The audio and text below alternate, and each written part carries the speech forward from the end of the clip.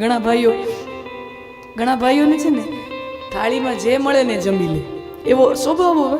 જે જમે જેવું મળે, કોઈ દી કોઈ ફરિયાદ કરે નહીં. ઘણીવાર તો ઘરવાળીને એમ થાય તમે કાંઈક કહેતા, પછી જમવા બેસે ને અને કાંઈક ઓછું વધુ હોય ને પછી એમ કે તમે કાંઈક કહેતા હોય તો અમને ખબર તો પડે, જમી લ્યો છો.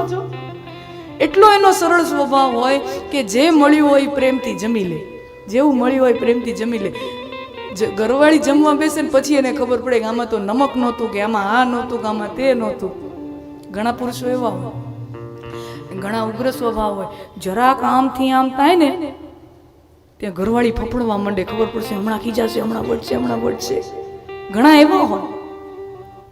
નાની નાની વસ્તુમાં ક્રોધ, નાની નાની વસ્તુમાં ક્રોધ. ભગવાને કીધું ક્રોધને નાની જગ્યામાંથી કાઢી અને મોટી જગ્યામાં જવા દો. શાકમાં નમક નથી, રોટલી થોડી બળી ગઈ, ઓલું થોડુંક આમ થયું, ઓલું થોડુંક તેમ થયું. આવી નાની નાની વસ્તુમાં ક્રોધ કરવા જઈએ ને તો પછી ક્રોધની કિંમત એ ઘટી જાય છે.